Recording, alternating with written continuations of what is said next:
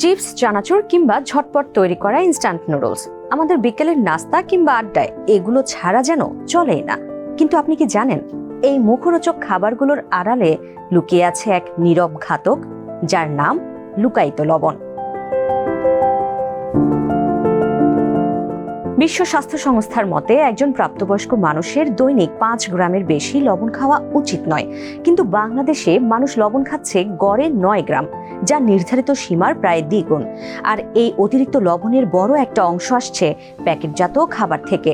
13 মে বিশ্ব লবণ সচেতনতা সপ্তাহ 2026 উপলক্ষে আয়োজিত এক জনসচেতনতামূলক সেমিনারে বিশেষজ্ঞরা জানিয়েছেন, লবণের এই ভয়াবহ আধিক্যের কারণে বাংলাদেশে বছরে প্রাণ হারাচ্ছে প্রায় 24,000 মানুষ।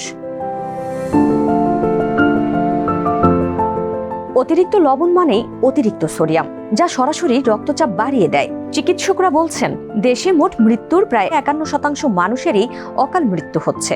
উচ্চ রক্তচাপ শুধু হার্ট অ্যাটাক বা স্ট্রোকের ঝুঁকিই বাড়ায় না, এটি কিডনি রোগ, এমনকি পাকস্থলীর ক্যান্সারেরও অন্যতম কারণ হয়ে দাঁড়াচ্ছে।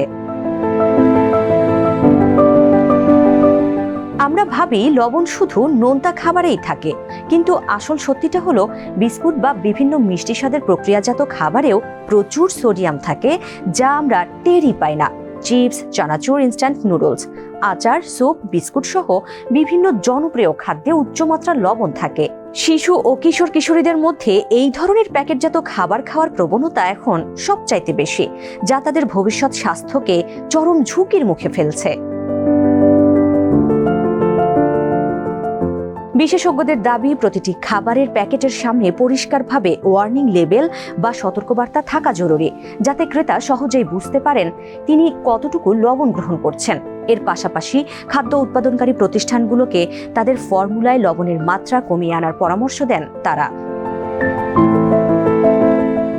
তবে এখানে সবচেয়ে বেশি জরুরি ব্যক্তিগত সচেতনতা। প্যাকেটজাত খাবারের উপর নির্ভরতা কমিয়ে ঘরে তৈরি তাজা খাবার খাওয়ার অভ্যাসই হতে পারে এই মৃত্যু ঝুঁকি এড়ানোর প্রধান উপায়। মনে রাখবেন, আপনার সামান্য সচেতনতাই বাঁচিয়ে দিতে পারে আপনার জীবন।